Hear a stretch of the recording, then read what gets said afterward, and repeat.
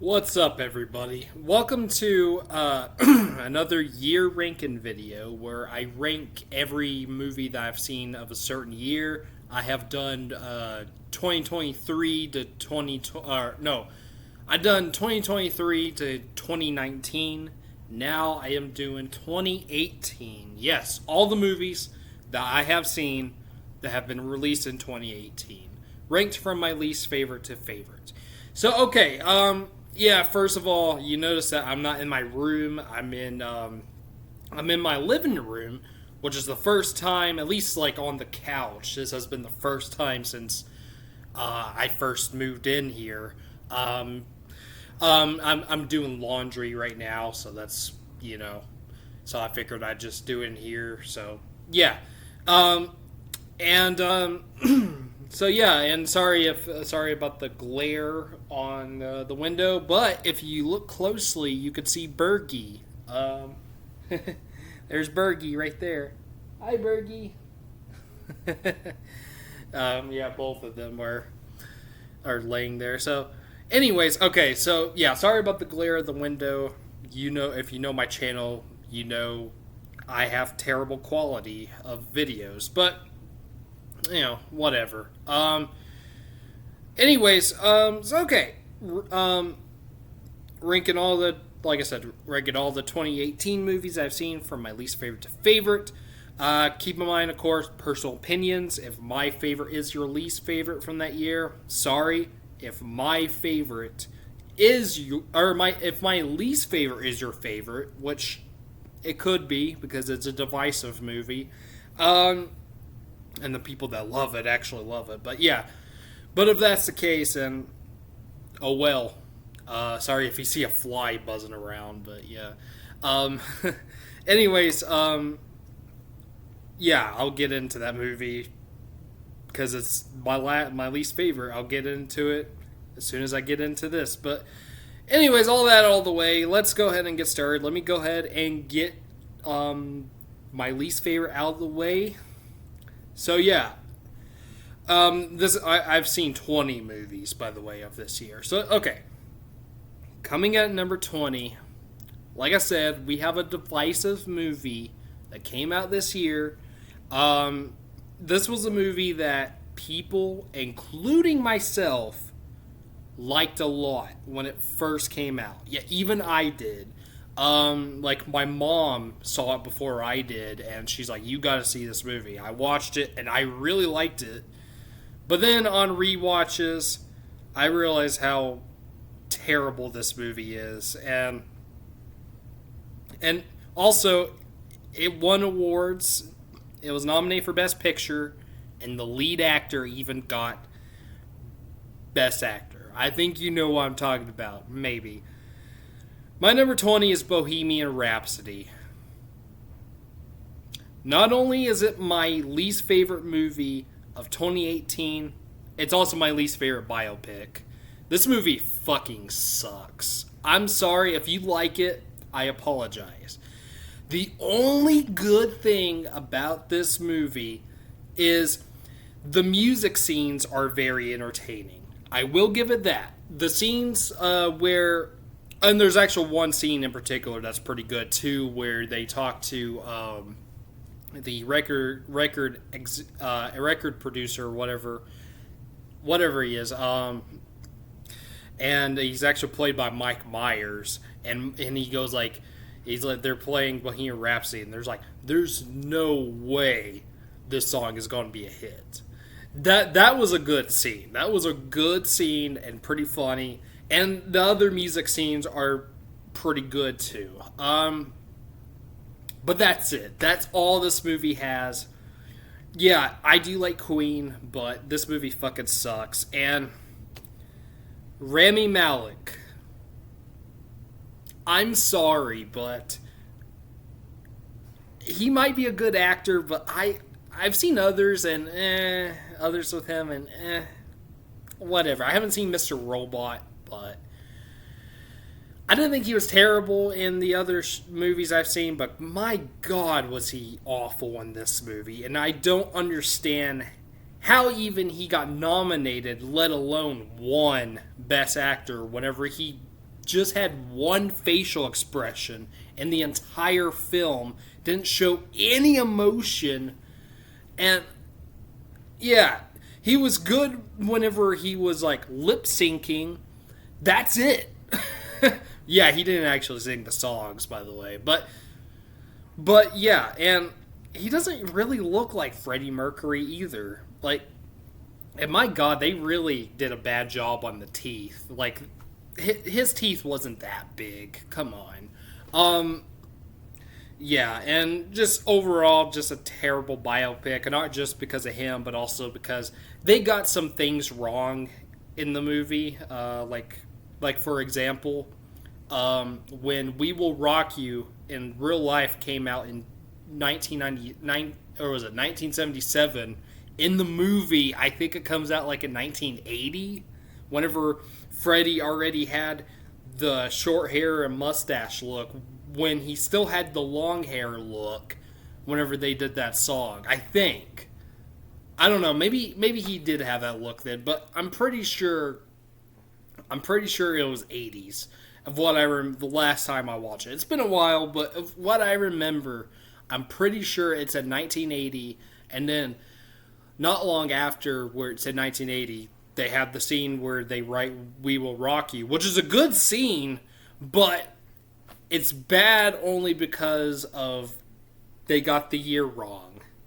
And yeah, that let alone pissed me off, and I even turned the movie off. I'm like, fuck this movie. And yeah, I say it in 2024, fuck Bohemian Rhapsody. This movie sucks. Go watch the Weird Al movie that came out a couple years ago. That was 10 times better than this. It was kind of making fun of other biopics too, but there was a lot of similarities in that and this movie for that one. But much better film anyways. That of course is not, that's a fictional story of Weird Al, but it makes sense because it's Weird Al. So yeah. Anyways, but Bohemian Rhapsody, yeah, terrible movie, terrible biopic, just and a god awful performance by Rami Malek who shouldn't even won an award. So not even nominated. So fuck this movie. That's my number 20. My least favorite movie of 2018 is Bohemian Rhapsody. Okay, now coming in at number 19. Now I don't hate this movie. I just found it kind of boring. That's Solo, a Star Wars story, which I think most people don't like this movie. Originally, this was, I think, going to be directed by Phil Lord and Chris Miller, who did 21 Jump Street, but they got fired because apparently they made it too funny, so they got Ron Howard to do this movie. So weird.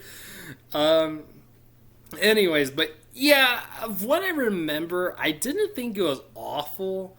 It was okay. It was just kind of boring. I did like the chemistry with Han and Chewie, though. Chewbacca's my favorite Star Wars character, to be honest, so that was really cool. Emilia Clarke was okay, I guess. Woody Harrelson, why is he in a Star Wars movie? I love him, but why? Why Star Wars? And actually, Donald Glover as Lando Calrissian, hopefully I said his last name right. Probably not. He was actually okay. I remember him being pretty decent. And I think a lot of people say that he might be the best part of the movie.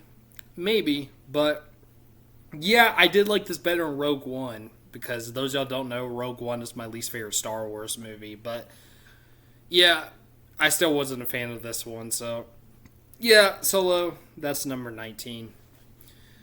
Okay, coming at number 18, we have a movie by Steven Spielberg, and that's Ready Player One. Now, a lot of people are saying that this movie is not good and that it relies too much on nostalgia, which it does rely a lot on nostalgia, but at the same time, I thought it was okay. I didn't love it. I didn't really like it all that much either, but it was just whatever. It was just okay to me. I don't know. I thought Olivia Cooke was very good in the film. But I don't know. It was just... It is one of the most forgettable Steven Spielberg movies I've seen. I will say that, but it does look good. I like the visuals, but yeah. Yeah, it's just whatever. Will I ever watch it again? I don't know. Maybe, but not anytime soon. Yeah, Ready Player One is number 18.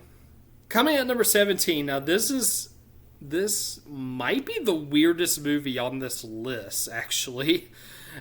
No, okay, maybe not, because there's actually, like, two others that are pretty strange, too. But, however, this is definitely the weirdest movie that isn't, like, a horror or thriller.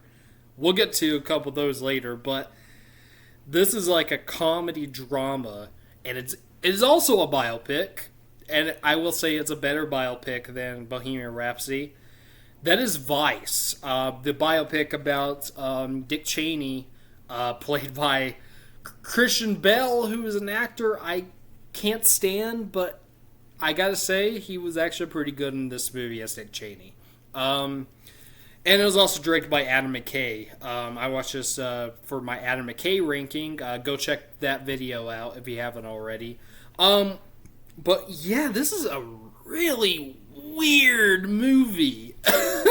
This is a really weird movie. And I thought Anchorman 2 was Adam McKay's weirdest movie until I saw this. I'm like, no, this is actually weirder than Anchorman 2 because it's a biopic, but I don't know. They made it a comedy, though, and I kind of respect it for that. It was a little boring, but there were some scenes I did kind of enjoy, though. I thought Jesse Plemons' character was really weird. Like, he was actually the narrator of the movie, but he also played a guy who, like, got hit by a car, and I think he even died. And it was, like, not even related to Dick Cheney. Like, what? I don't know. It's such a bizarre movie. The ending was really weird, too. And, yeah. I could watch this again, because I kind of like it a little bit. Just a little bit. Just because it's so bizarre. So, yeah. Vice, that's my number 17. Coming at number 16, we have a sequel to actually one of my favorite movies and one of my favorite comedies of all time. That is Super Troopers 2.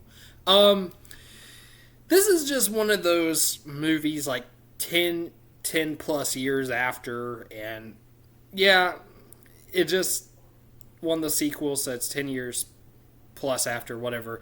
And, you know, you're either going to get a really bad movie or just a meh movie. This is more on the side of meh.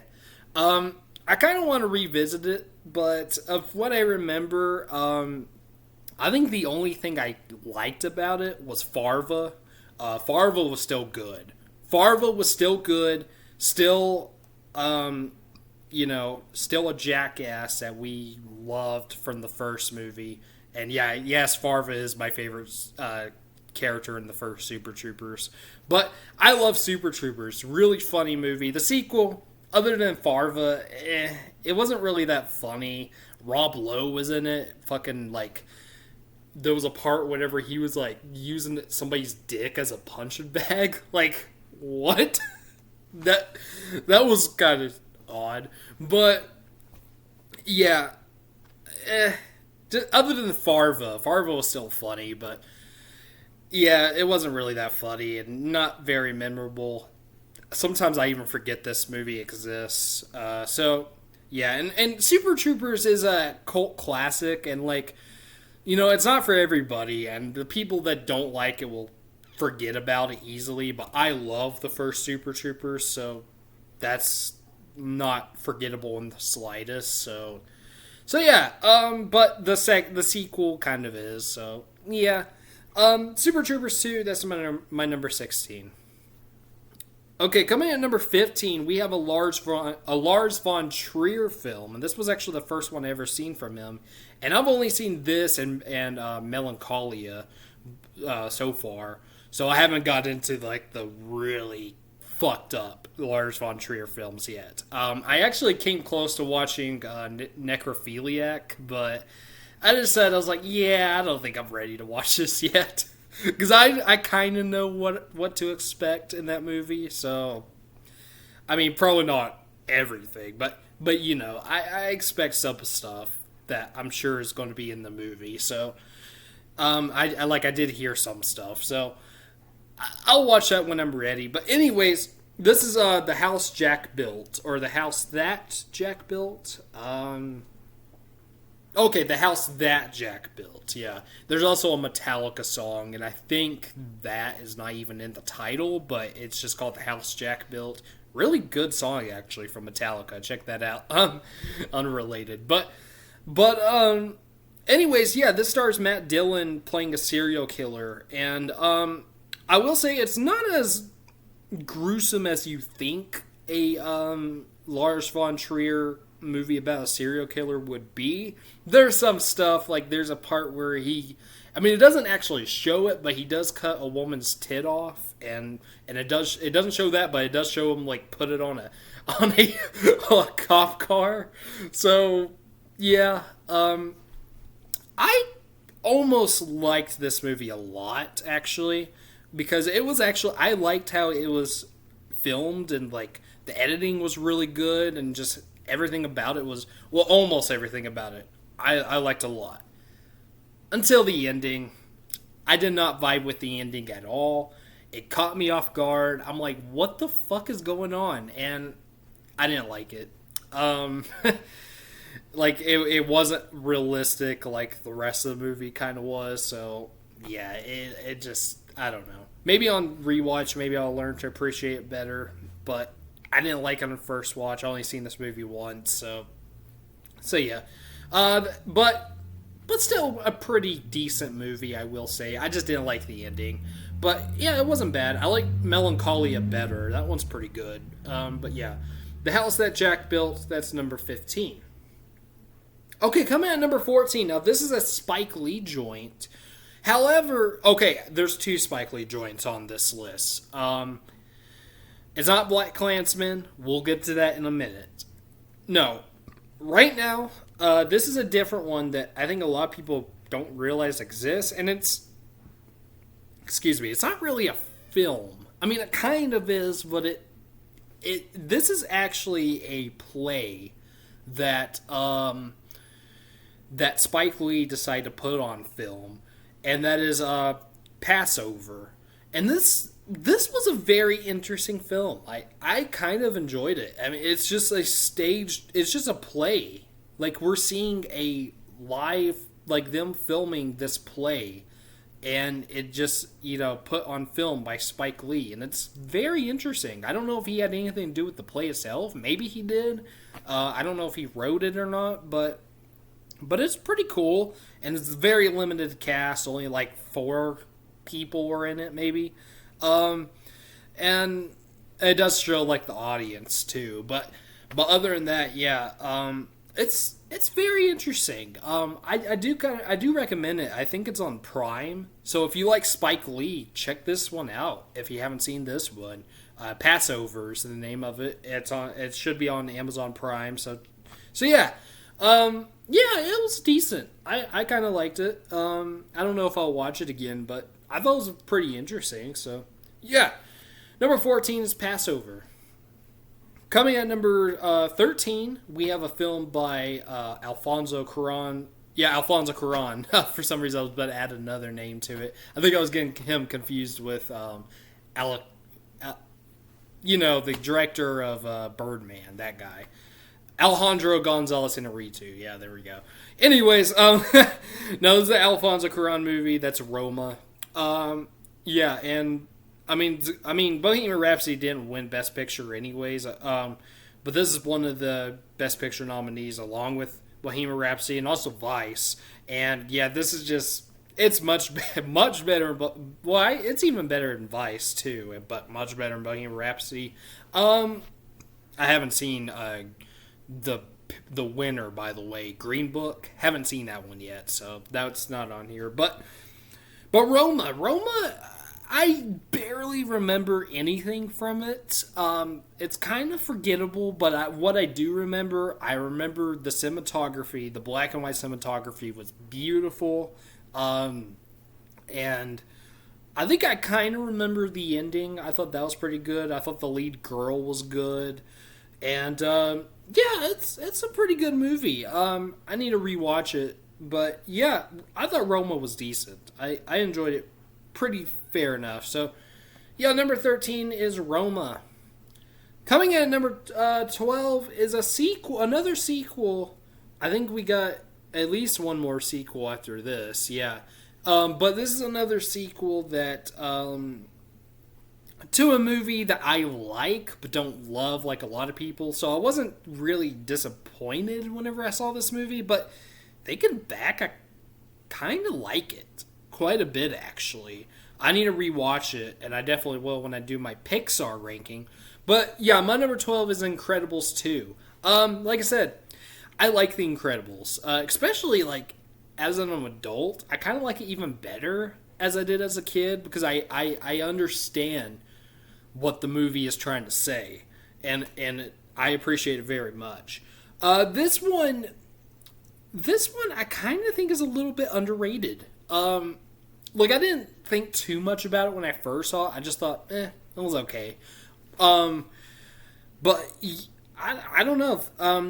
Since then I have seen like some reactions to the movie on YouTube, and I was like, I don't know. This is actually not too bad. Like it's not really that bad of a movie, and it's an interesting sequel to say the least, and it is pretty different from the first one. But I mean, that's what every sequel should be. It shouldn't be exactly like the first movie. So yeah, I enjoyed it. I enjoy this one. I need to rewatch it. I probably will whenever I update my Pixar ranking after I watch Inside Out 2. Actually, as I'm recording this, I think I'm recording this on September 25th. I'm pretty sure Inside Out 2 is actually on Disney Plus now.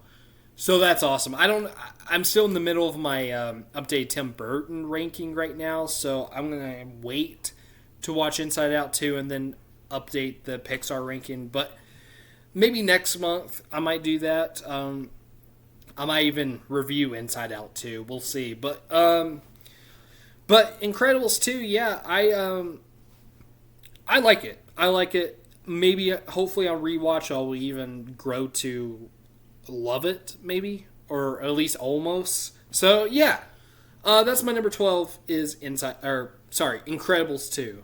Yeah, it's my number 12. Yeah. All right, let me get a drink of water real quick. Oh, never mind. Oh, okay. Give me a second. I gotta get some water. I'll pause this. Be right back.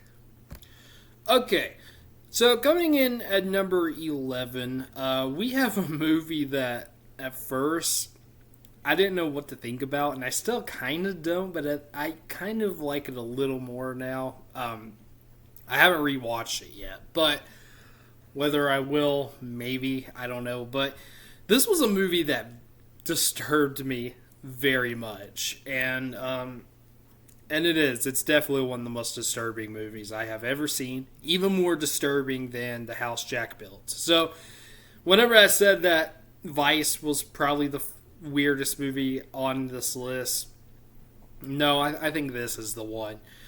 My number 11 is Mandy, starring, of course, Nicolas Cage and what's her name, Andrea Riseborough, I think, the chick from Birdman. Yeah, I think that's the second time I referenced. Yeah, the second time I referenced Birdman in this video. But anyways,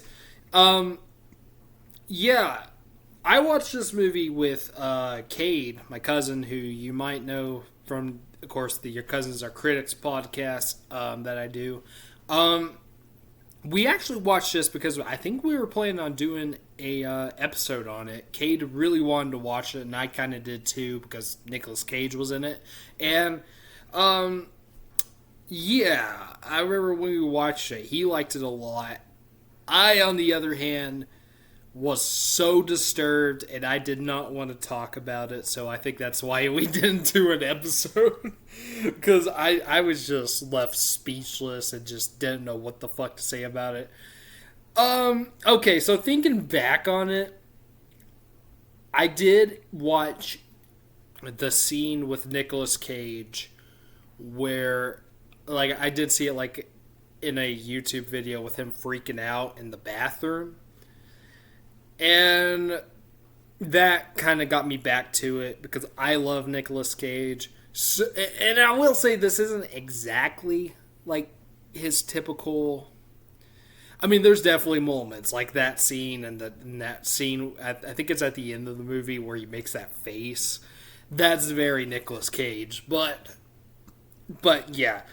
But because of that stuff, I do want to watch it again sometime. I don't know when, but because that's still very strange and disturbing. Like one of the most disturbing movies. It's pretty cool visually though, at least. Like there's a lot of scenes that are just like in red, and it's a very interesting choice. It kind of makes it more disturbing, honestly, but I think that's pretty cool at least. Like it looks really good. But yeah, every time I think about this movie, this and Neon Demon are the two movies where I'm just like, because they're just very disturbing films. But yeah, Mandy, it's a good movie. Nicolas Cage is amazing as always. Andrea, whatever her name is, she's barely in the movie, even though she's the title character. I'm not going to spoil anything, but she's barely in the movie. But she was good though. What screen time she did have, and they had good chemistry together. And yeah, the villain I remember was pretty good too. I think, and yeah, just a really strange movie that I don't really like to think about all too much, but I might give it another try one of these days. So yeah, that's number 11 is Mandy. Okay, coming in at number 10 is a Coen. It's actually, as of right now, the last Coen Brothers movie that they've directed together. Since then, Joel did the Tragedy of Macbeth. Ethan came out with this year with what was it called, Drive Away Dolls.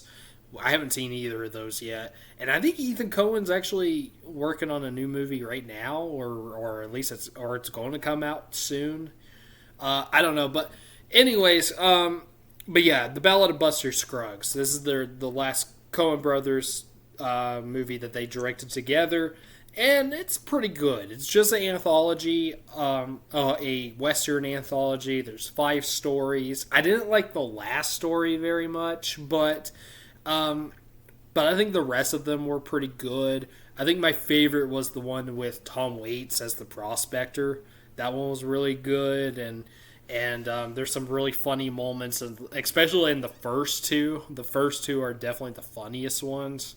Yeah, the one with James Franco is hilarious, and yeah, yeah, it's a decent movie. It's a decent last Coen Brothers movie, not counting the separate ones. So yeah, pretty good. I might rewatch it sometime soon. I'm thinking about updating the Coen Brothers ranking. I want to add the. I definitely want to add Drive Away Dolls, but I don't know if I can ever watch the Tragedy of Macbeth because I'm pretty sure that's just an Apple TV Plus movie. I have to, if it's on physical media, I have to get it there.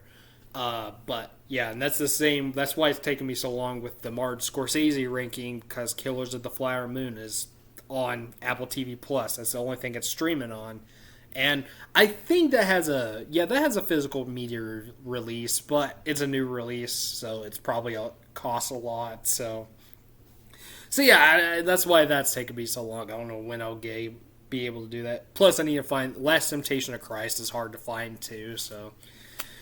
But anyways, Ballad of Buster Scruggs, that's my number 10.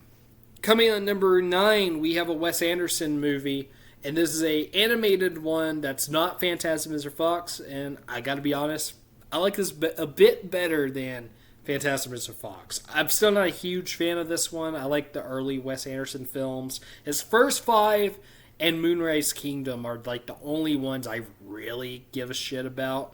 The others are just okay to meh, not into like Like, I think the only one I didn't like was, what was it, The French Dispatch. But anyways, this is Isle of Dogs. Now I do kind of like this movie a little bit. Like out of all the later ones, not counting Moonrise Kingdom, I think this one is probably my favorite. Um, I don't know. It has a more interesting story, and I like the characters. I'm not a dog person, but I liked the dog characters though. They're pretty good. I like that they were played by famous actors like Bryan Cranston and Edward Norton and Bill Murray. It's pretty good. Hi, Rhodey. Yeah, one of my cats walked by. Anyways, yeah, it's a good movie. Just not one of my favorite Wes Anderson films, but it's pretty good. And yeah, and that's my number 9. Okay, coming in at number 8. Now I think this is the last sequel on here. That is Deadpool. Oh, sorry, forgot I had it. Deadpool 2. Yeah. Now, okay. Thinking back, I think this movie's pretty good. And it's I actually even like it better than the first one. I haven't seen the new one, by the way. Maybe I will. I don't know. I'm not really that interested in it, to be honest. Like, I really don't like Ryan Reynolds. I think he's great in these movies, but I really don't like Ryan Reynolds, like, at all. Um, but anyways, back on this one, I think Deadpool 2, I like it better than the first movie. I think Josh Brolin as Cable is really good. I like the actress who plays Domino. She's great. She's also in Joker. Really good actress. And also the kid from Hunts for the Wilder People is in this one too. I thought he was good. Yeah, it's a good movie. It's pretty funny. I don't know. Will I ever rewatch it? I'm not sure. In fact, I'm planning on probably getting rid of this, and I have the first one too. But I'm probably gonna. By the time I do my updated movie collection for next year, I might get rid of these. Honestly, like I just don't see any point. I have them for now, but yeah, I don't know. I think they're good movies, but I just have no intention of seeing the third one right now. So, but yeah, Deadpool 2 is my favorite though out of the two, and that is my number 8. Okay, coming in at number 7 now. Okay, now here we go. We have another inaccurate biopic. Um, much like Bohemian Rhapsody and probably even Vice too. However, this is an exception. I don't think it's a great biopic, but I think it's a decent movie at least, and it's kind of funny actually. Yeah, this is a weird one. This is my number 7. You might never heard of this one. I think I talked about it a couple times before, and I've had it in my collection videos. But my number 7 is Lords of Chaos. Now, this is supposed to be a biopic about the black metal band Mayhem. Although more specifically, it's a biopic about Euronymous, the guitar player for Mayhem. Now, if you don't know who Mayhem is, like I said, they're a black metal band from Norwegian. They're a Norwegian black metal band, and that's one thing about this movie is that even though it takes place in Norway, they speak English. So if you don't like movies like that, like Martin Scorsese's Kundun does that too, or Kundun, whatever it's called, where they have, people in another country, but they're speaking English. And I'm pretty sure the director of this movie is even Norwegian, so I don't understand why they're speaking English. They do have American actors, so maybe that's why. I don't know, because they got Rory Culkin as Euronymous, and even the singer Sky Ferreira, or Ferrara, whatever her name is. She's in this, and Elmroy Cohen is also in it, and yeah, so that might turn you off, but I don't know. I think it's a very interesting movie, and if you don't know the history about Mayhem, they do have some of that in this movie. Like, yes, they do have the one of the original singers kill himself, and then they took a picture of his dead corpse and put it on one of their album covers, which is really fucked up. Also the bass player murdered Euronymous. That would be Var Count Grishnok or something like that. The guy from Burzum, but he was also the bass player in Mayhem as well. And I had to say, I kind of like black metal music. It's not like something I listen to all the time, but it's pretty interesting music. I kind of like it. Not satanic like most of them, I guess, are, but I don't know. It's just kind of cool music to listen to. And I do enjoy this movie for what it is. It's entertaining. It's pretty funny at times, and yeah. I don't know. Roy Cohen's not very good in this movie, but Rory Culkin's pretty good, and I think Sky Ferreira's not bad either. I have a crush on her, so yeah. But good movie, or an alright movie. I enjoyed at least. So yeah, Lords of Chaos. What number was that? That was number 7. Okay, now coming in number 6, we have something different. We have a movie that was actually, I think, yeah, it was only released on YouTube, and it was made by YouTubers. This is a remake. It's a remake of a classic, well, if you count 2001 classic, that is. It's a remake of Shrek. This is called Shrek Retold. And this is I mean, you can almost call this an anthology film because it's like a bunch of people working on it. Wait a minute, is that? Oh my god, I just realized that the actor who played Gibby from iCarly is in this. I didn't I didn't know that. Hi, Rudy. But yeah, I didn't know that. However, I did find out that Anthony Fantano is in this movie, and he actually voices Donkey in one of the scenes. Okay, and the guy who plays Gibby played Shrek in one of the scenes too. That's very interesting. But anyways, yeah, it's kind of like a skit, anthology movie, and it has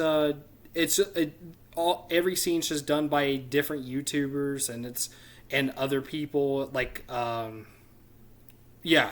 And it's very interesting. It's really cool. It's kind of funny. Some of it's even in live action, which is really funny.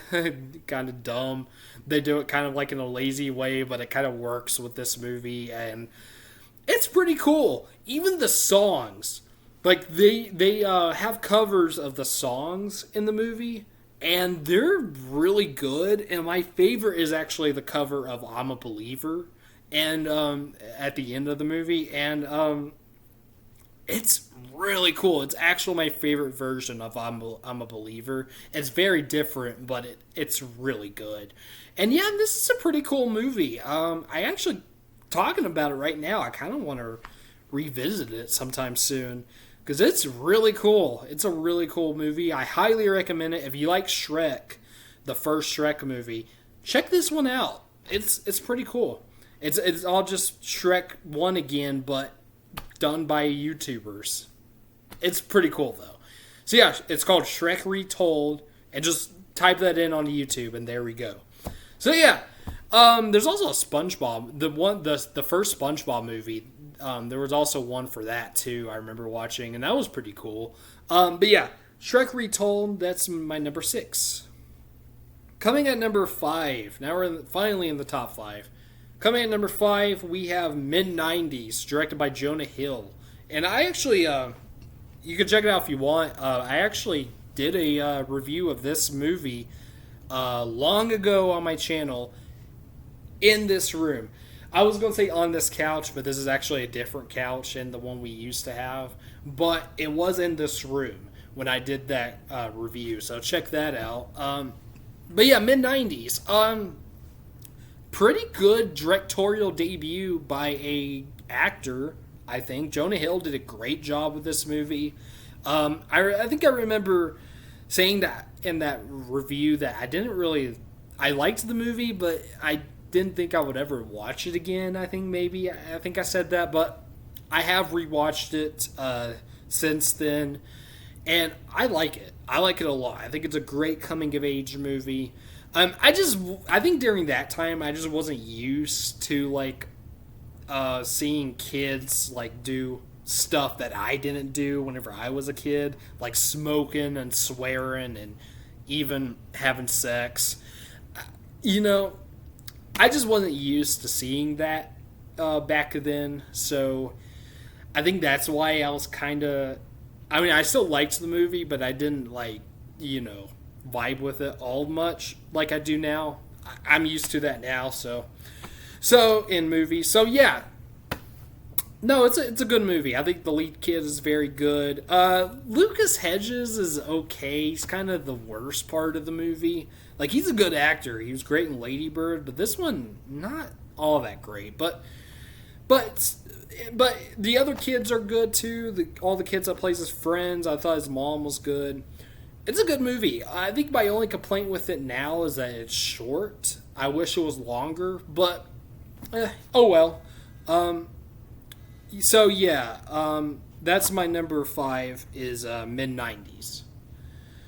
Okay, coming at number 4, we have a horror film, and we have another horror film coming up right after this. But my number 4 is A Quiet Place. I think this movie might be more divisive now, especially because of the 2 sequels that came out after this. I haven't seen that new one. I think that one's a prequel, but what was it called? The Beginning or something like that. Day One, I think it's called.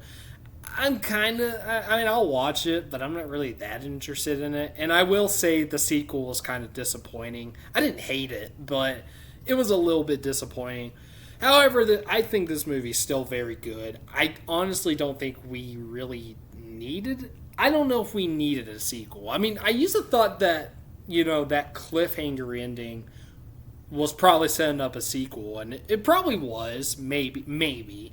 But then again, Back to the Future originally wasn't going to have any sequels. It just kind of looked like it was going to, but they really didn't have any intention. Maybe that was on John Krasinski's mind at the time while doing this, but since it did well in the box office, maybe decide to make a sequel. I don't know, but anyways, but I think Quiet Place is still a very good movie, and we didn't have to have any sequels, probably not, and but yeah, the second movie doesn't really ruin this movie. I still like it, and Emily Blunt and John Krasinski are both awesome in this movie, as well as the kids, especially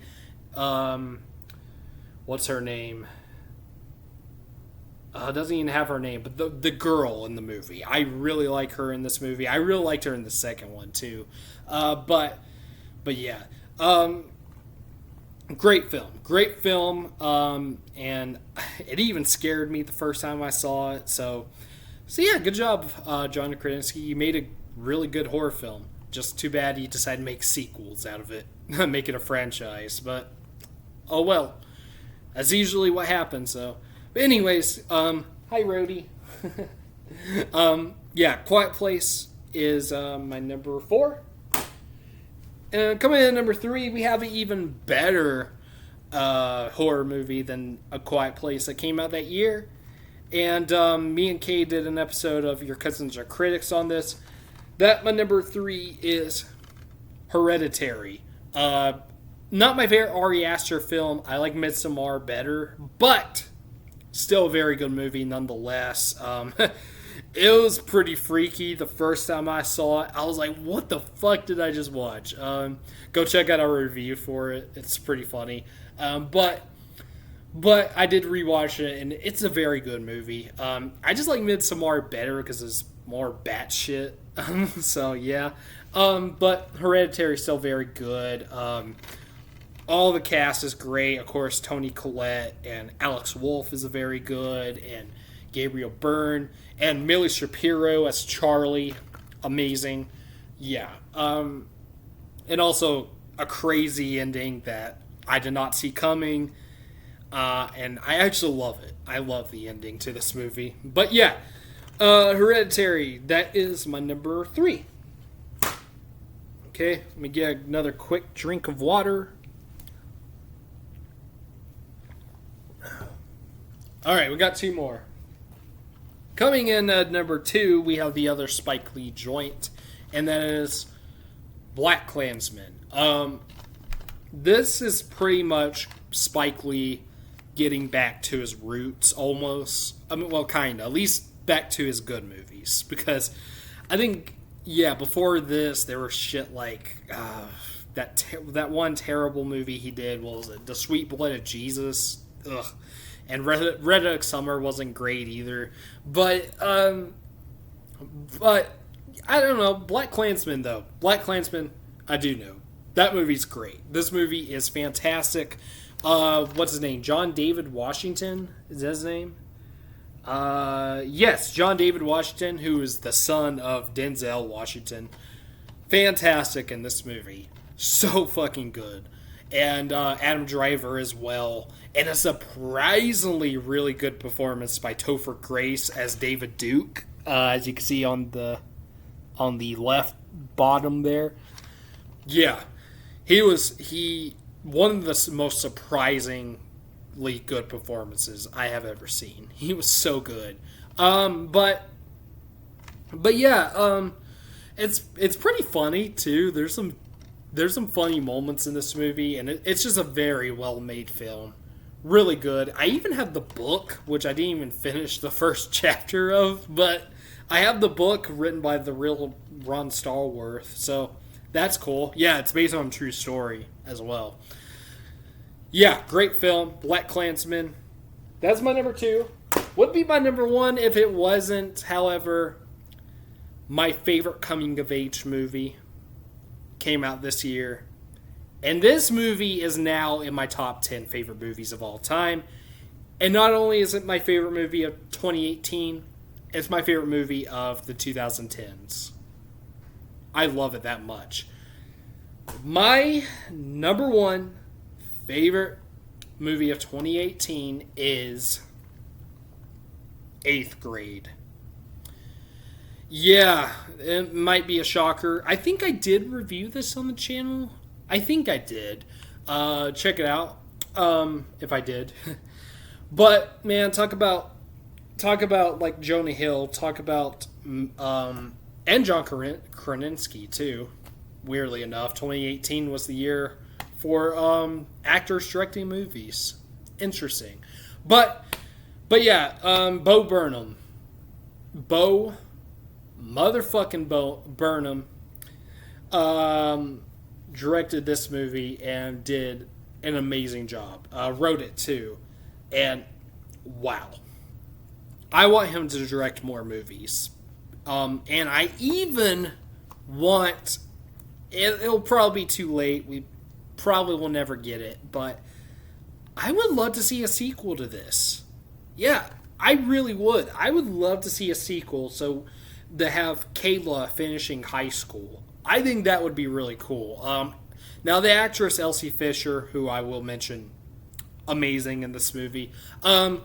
She I don't know, she's like in her early 20s now. I mean, I think she still could do it, but I don't know. She looks way different. She does not look like that anymore. She has short hair now, but I still think it needs to happen. Like, I still think it needs to happen, and maybe even the third one, have her finish college. Like, I honestly want a trilogy out of this movie. I'm usually not a big like if I love a movie so much and I don't really think it needs, like there's a couple movies I don't really think needed sequels. Like for one, the first Terminator. I know Terminator 2 is great, but I love the first Terminator, and I don't think we should have got any sequels. As well as Before Sunrise, which I will say the Before trilogy is my favorite trilogy, and I love the sequels, but even that could have just been a standalone movie too. Like we didn't need any sequels. But I think this does need some sequels.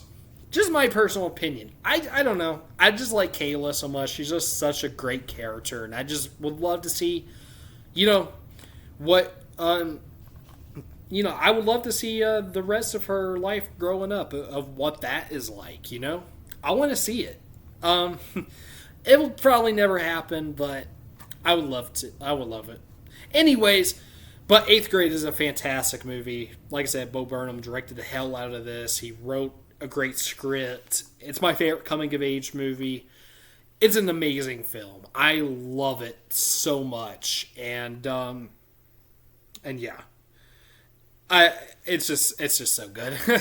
Anyways, but yeah, that's my number one. I'm starting to lose my voice, so I'm about to end it. And we're already at the 50-minute mark. I'm so sorry, but that's my number one favorite movie of 2018. All right, there we go. There's my list of all my ranking for all the movies I watched of 2018. Thank you guys for watching. Let me down in the comments, some of your favorite movies of 2018. A ranking if you want to of all the movies that you've seen that year. Yeah. All right, so please like, subscribe, comment, share, hit the bell. And next should be hopefully my updated Tim Burton ranking, so hopefully. Or actually it might be maybe my ranking for the movies I watched in this month, but one of the two, but Tim Burton ranking should be coming anyways, yeah, thank you guys for watching. I'll see you guys later. All right. Peace.